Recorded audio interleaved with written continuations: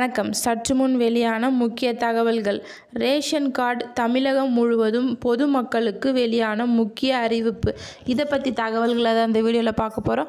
கீழே இருக்க red colour பட்டனை கிளிக் பண்ணி சப்ஸ்கிரைப் பண்ணிக்கோங்க. பக்கத்தில் இருக்கிற பெல் ஐக்கானையும் மறக்காமல் கிளிக் பண்ணி வச்சுக்கோங்க.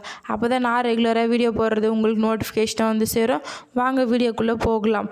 மறக்காமல் லைக் பண்ணிக்கோங்க. இந்தியாவில் உள்ள ஒவ்வொருவருக்கும் ரேஷன் அட்டை என்பது மிக முக்கியமான ஆவணமாக உள்ளது. ரேஷன் கார்டு இருந்தால் தான் நாம் ஒரு இடத்தில் வசிக்கிறோம் என்பதை உறுதியாக சொல்ல முடியும். அது மட்டுமல்லாமல் ஒவ்வொரு மாநிலத்திலும் அரசு சார்பில் வழங்கப்படும் எந்த ஒரு சலுகையாக இருந்தாலும் ரேஷன் கார்டு இருந்தால் மட்டும்தான் பெற முடியும். குறிப்பாக தமிழகத்தில் தற்போது மகளிர் உரிமை தொகை திட்டம் செயல்பட்டு வந்துள்ளது. இந்த நிலையில் ரேஷன் கார்டு உள்ளவர்களுக்கு மட்டும்தான் இந்த திட்டத்தின் கீழ் உதவித்தொகை வழங்கப்படும் என்று தமிழக அரசு வெளியிட்டுள்ளது.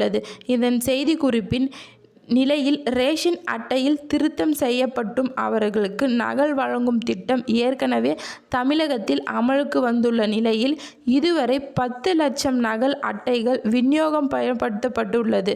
இந்த நிலையில் புதிய நகல் கார்டு வேண்டும் என விரும்புவோர்கள் www.tnpds.gov.in என்ற இணையதளத்தில் விண்ணப்பிக்கலாம். நகல் அட்டை தபாலுக்கு பணம் செலுத்தினால் வீட்டுக்கே தபாலில் அனுப்பப்படும் என்று தமிழக அரசு செய்திக்குறிப்பினை தற்போது வெளியிட்டுள்ளது. நன்றி, வணக்கம்.